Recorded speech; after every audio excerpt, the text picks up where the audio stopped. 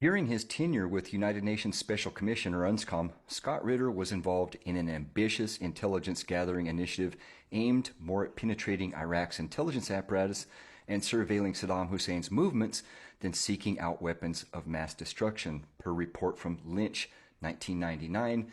And here's the sources I will use for the rest of this report. I will list these sources again at the end of this post. Per Ritter, the U.S. took control of UNSCOM operations after pressuring British and Israeli intelligence to withdraw their support. See, Ritter was already working and collaborating with MI6 and Mossad. UNSCOM's lack of adequate analysis support from the United States and Great Britain led Ritter and other inspectors to regularly share Lockheed U-2 spyplane imagery with Israeli intelligence Mossad for assessment, a move that drew criticism and scrutiny from U.S. authorities and prompted objections from Iraq. Ritter probably became the subject of an FBI full-scope investigation, or alternatively, they could have reasonably presumed that he was CIA. Ritter's admission in a 2003 interview with Democracy Now! Indicated his long-standing collaboration with an MI6 program wherein he provided UNSCOM archives for a propaganda campaign known as Operation Mass Appeal, intended to shape public opinion in the UK and US concerning Iraqi WMDs. Additionally, former UNSCOM head Richard Butler criticized Ritter's shifting assessments of WMDs, highlighting his lack of prescient analysis and substantial evidence to support his claims.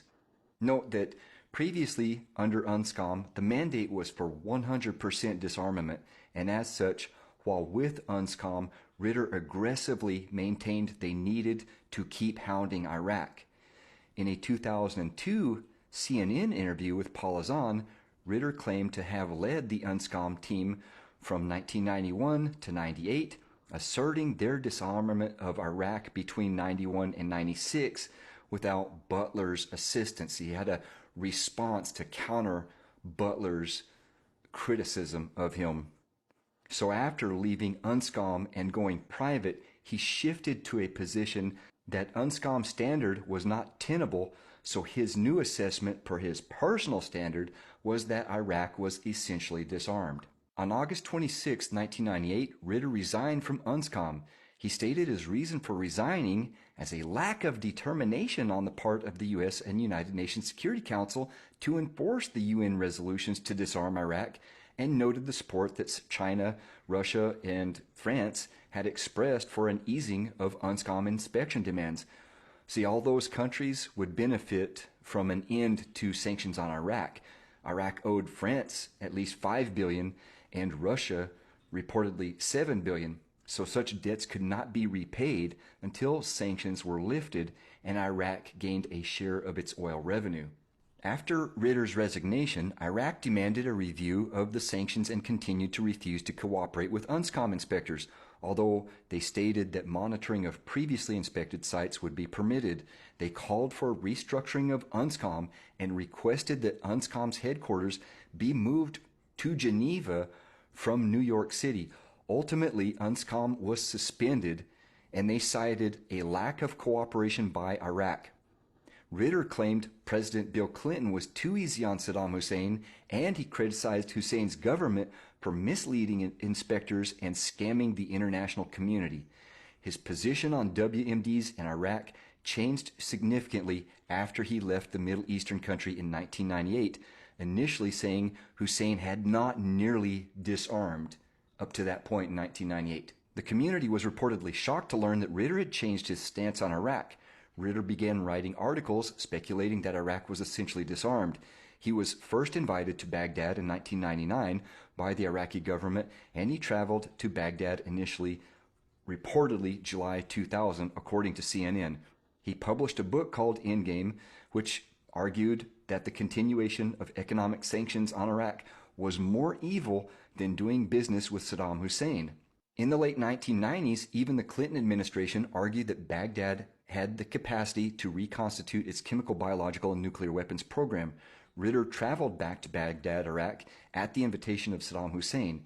He had met an Iraqi-born American businessman, Shaker El-Kafaji, who had heard Ritter attack U.S. policy toward Iraq. El-Kafaji asked what Ritter could do to end the sanctions and break the impasse in relations between the United States and Iraq. "I said I could do a documentary," Ritter answered. The documentary came out in about 2004 after the Iraq invasion. Iraqi leaders, having frequently accused Ritter of spying on Iraq for the CIA, seemed to view their erstwhile enemy as an asset now in their propaganda war against the United States. Ritter said he never flip-flopped and always maintained UNSCOM needed to be used to inspect for Iraqi weapons, not spy on them. However, he made it clear in the CNN interview in 2003 he had long-standing relations with Mossad and MI6 for spying and collaborating on propaganda efforts to convince people in the US and UK that Iraq had WMD. El-Kafaji accompanied Ritter as a translator and cultural advisor, secured the travel visas for the crew, and agreed to put up a $400,000 line of credit to finance the documentary. In 2001, Ritter was charged and ultimately found guilty of misdemeanor attempted endangerment of the welfare of a child for trying online to set up a meeting with an undercover police officer posing as a 16-year-old girl. And this is not an FBI sting. This was local catch-a-predator type stuff. So the FBI almost certainly wasn't trying to direct this. And even if they were, obviously Ritter has a proclivity. In 2009, he was charged for a similar situation. This time, the undercover police officer repeatedly identified as a 15-year-old girl. He was ultimately convicted, lost appeal, and served prison time from 2012 to 2014. In 2021, he wrote an article for Russian state media about his regrets at the demise of the former Soviet Union, according to my sources here.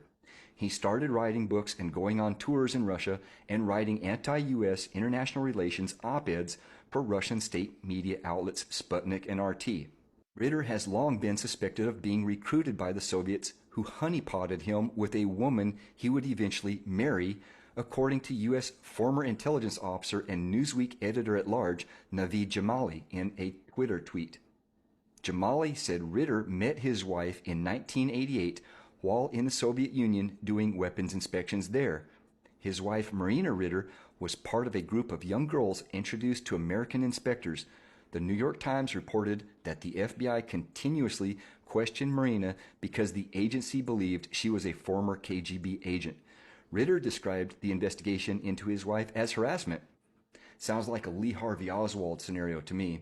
At any rate, numerous comments Ritter makes regarding current affairs are highly inaccurate and not reported in an intelligence analysis manner or with the providing of reasonable evidence.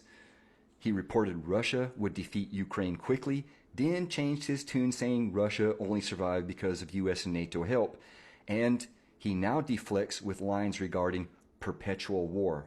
He reported the Bucha massacre was done by Ukraine and that Biden was a war criminal, which has no basis in fact. He has reported inaccurately on Hezbollah's strength and capability, saying they would easily march into northern Israel and that Iran and Syria will cause significant issues in a major regional spillover regarding the Israeli-Gaza war.